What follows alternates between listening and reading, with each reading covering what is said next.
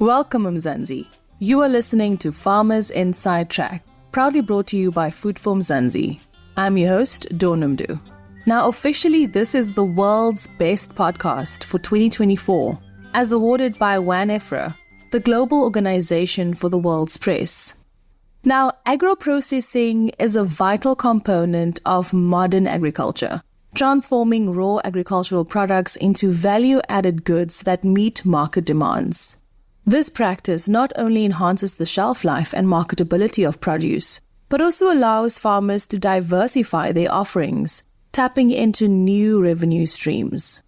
In this edition, we focus on chilies with Western Cape chili farmer Mogamat Abrahams. In the case of chili production, agro-processing opens up opportunities for farmers to create a wide range of products, from fresh and dried chilies to sauces, relishes, and even medicinal goods. Welcome to Farmers Inside Track, Mogamat. It is absolutely great to have you back. We featured you before on this podcast, and we're back this time to talk about the processing element of what you do. Welcome to it. How have you been? Hi, Dawn. Thanks for having me back on the program. We've been very busy. Things have been going well. Besides your primary production, you also process chili sauces and other products that you sell on the market. Maybe you can just tell us more about your business and that element of it before we get into the all things chili and processing. As we mentioned in the previous program, why we decided on chilies was because it's a very versatile crop. You can sell it fresh, you can dry it, there's value-added things you can do to it. It goes all the way up until medicinal products because of the capsaicin that's in it that is extracted. Essentially, there's quite a range of stuff you can do with it. It just depends on how much time you have, how many chilies you have, and obviously the main thing is, what do you have a customer for? When you talk about agro-processing, what do we refer to it as? If you can just give us a short explainer of that firstly, and then we'll go into the steps that you take for your business and business practice. Agro-processing really is just taking your primary product, which would be the chili you're harvesting from the chili tree, and then doing something to it. So if you're breaking the stem off, if you're slicing the chili, if you're trimming the stem and you're packing it, all of that is classed as agri-processing. As soon as you make a cut or a break or you change the natural nature of the thing, it becomes processing. The primary processing most people are involved in is after the harvest, post-harvest processing is grading, sorting your chili. So you'll grade it for size, for the quality. You'll sort it into your different types of chilies, for example, and then you will pack that accordingly as per your market demands. So secondary processing, what does that refer to then? Secondary processing, where you start applying more time, energy, technique to the chili or your primary produce to extract more value from it. So, for example, you could take your entire crop and dry it, for example, so that you can get a better price during the peak seasons or better price for your crop than what you're going to get fresh. As you know, the market economics, peak season, everyone has chilies. The price per kilo is extremely low. It's a better idea for you perhaps to keep some of those chilies, dry them and sell them off into the winter months or into a different market to the processors, the spice people, the other packers, etc. Chilies is one of the main components in anything that's worthwhile eating. And the facility, we're sitting in your production factory at the moment. Maybe you can just tell us about the setup of this facility itself. What did it take? Some of the costs involved, what you had to consider in terms of sanitary requirements, all the regulatory requirements that you need to take to set up a facility like this. The first thing that you have to adjust, probably most farmers have to adjust, is the attitude, because they've seen like these huge processing operations and they think, wow, I'll never get there. What you need to do then is reduce this into what is possible for you. So I know some people working out of a container, out of a converted caravan. It's really just what do you want to do in terms of your processing. We've got a very small area here. It's not even 5-6 square meters. Portion of a garage here that we converted. We basically got some tables. We put some extraction in because when you work with the chili, the fumes sometimes can get to your eyes and your throat. We insulated it in a very simple manner. Most of the things we bought were second-hand things, job lots at factories, for example. You can get reject insulation at a very good price. And then obviously a lot of hard work to make it, something that is worthwhile. Once you have your kind of facility going, and the main things you need to be sure of here, no cracks in the tables you're using, where germs can accumulate, no cracks in your surfaces, your walls. Try to have a smooth finish. You can use a gloss paint, you can use tiles, etc. And then also separation of your processing area from any sort of toilet area is the main things that you have to consider, because your next step is to get a certificate of acceptability for food premises. That's now in the city of Cape Town. And there the health inspector will come out. It's a cheap thing. You pay $150, I think. The health inspector comes out, he checks your facility, and he eventually issues you a certificate to say, this thing is suitable for you to manufacture or process food in. Why this is important is that it gives you a measure of safety and security. If somewhere down the line, your processed product gets included in another product and there's a problem and someone gets ill or dies, you can say, well, I've at least got the basic food safety in place. I can assure you it didn't come from me. The traceability element is always important when it comes to the agro-processing generally within agriculture. So what type of equipment did you have to buy to be able to set up this facility? Initially, we started with very basic equipment. You need your normal stuff, your knives, your scissors, maybe some food processing, depending on what you're going to be doing. Some food processing for slicing and dicing and pureeing. So we use normal home type of machines for that purpose.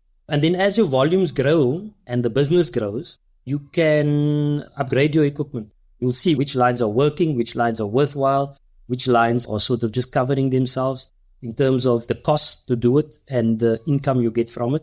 And then you can decide what equipment you actually want to improve to grow your volume of production. And you currently process your chilies into a sauce or relish?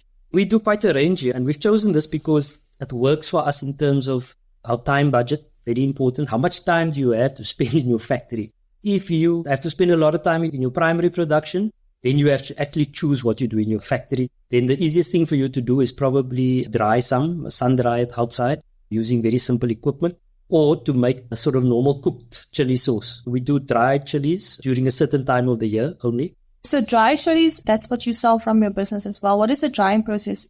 During summer, easy. You can sun dry it outside. You put it on platform that has air moving through it. You can use shade cloth. You cover it obviously for bugs and vermin, etc.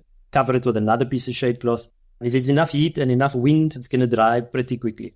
You can decide if you want to take your entire fresh harvest and dry it, or if you want to take, for example, the produce that doesn't meet the fresh packing standards. So perhaps it's soft, it's scarred, it's overripe. You can take those things now and dry it. And then you can get quite a good price for it dried. Remember, there's a ratio.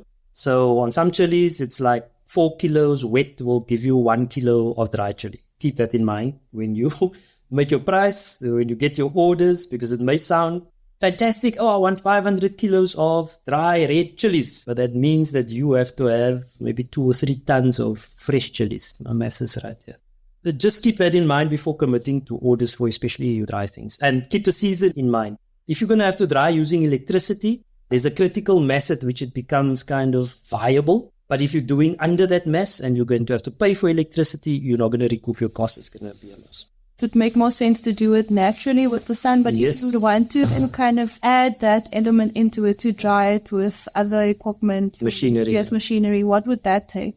Either you have to now come up with a niche dried product, so something that you dry that your competitors aren't drying, where you can set your price, or you're going to have to be a price taker. If you're a price taker and you're just supplying into the market price, now $2.30, I think, a kilo for dry red chili.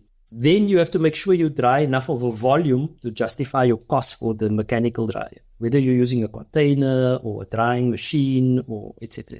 And you can build your own also pretty easily. It's on the internet. Go look on YouTube.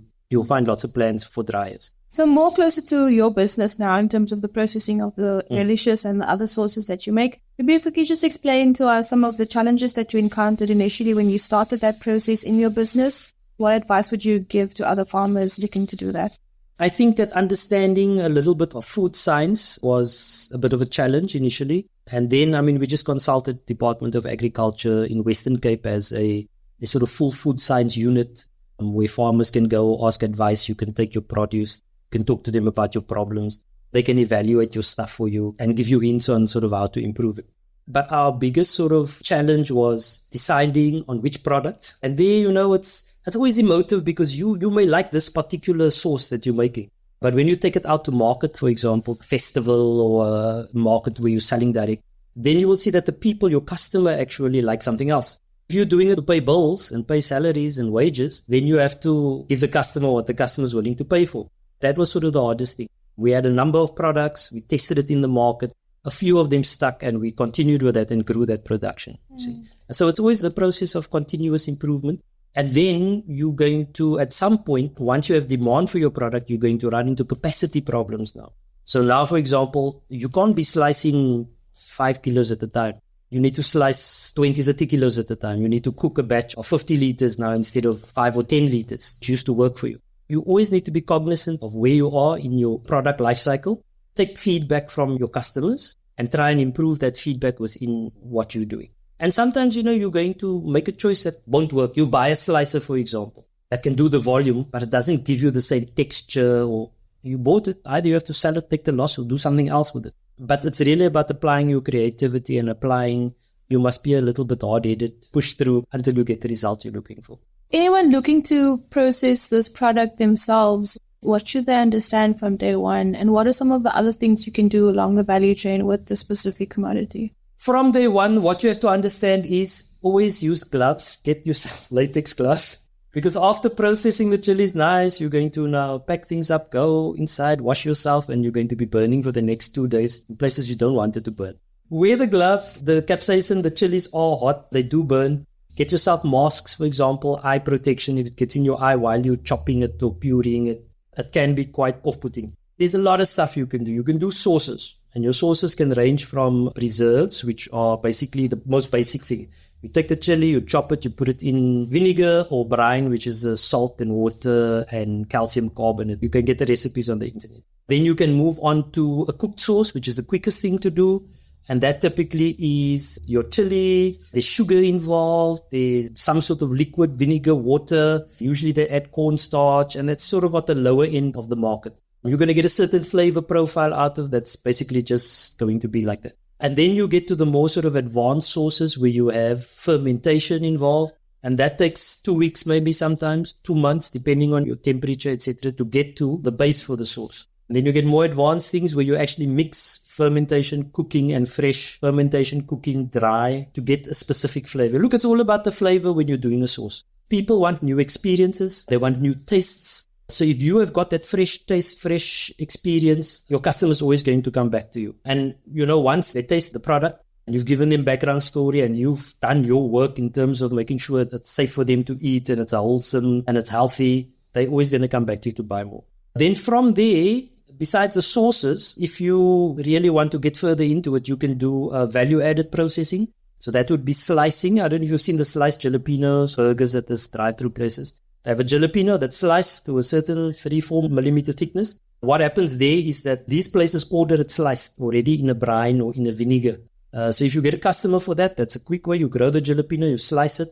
You can now basically triple your price per kilo that you're getting because you're delivering it in a tub. You have a longer time to work with it, longer time to get it to market, and you have a little bit less competition in terms of the other farmers around you. But now remember, you now have competition from big international companies that already have production lines set up for this sort of thing. And they are buying in from the farmers at a very low price because of the quantity. So you have to find a way to make your product stand out. Find a niche market or find some special value add at the packaging, whatever you're doing to it to make yours special so you can keep your customer.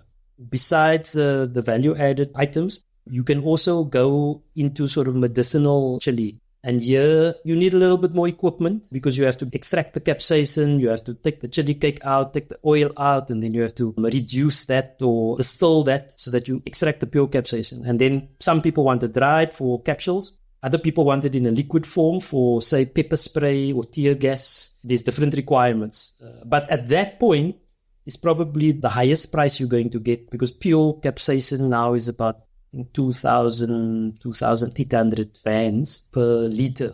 That's absolutely amazing. I think there's so much that you can do along the value chain with your specific product, but more so agro-processing in general in the agricultural industry. What advice would you give to anyone considering going along the value chain for someone that's been through it and has experienced it yourself as a business owner? Unless you have that capacity to hold sort of many different kinds of operating modes and types of knowledge in your head and apply them when you need them, if you're serious about processing, just do processing. Rather support a farmer and buy in his or her chilies from them and process that. Set up your processing business. If you're a farmer that's already doing primary production, make sure your production is running basically on automatic. Your workers know what to do. You've got your fertilizing schedule so that you can concentrate on the processing. Because per hour of your time, the processed product is going to give you more income. It's a sort of higher margin product. A processed chili, for example, you can easily get your 100, 120 Rand consistently per kilo of processed. Compared to fresh market, you're going to go from 10 Rand a kilo to 70, 80 Rand, sometimes 100 Rand a kilo in the seasons when there's low supply. And that's a very short time of the year. So what do you do for the rest of the year?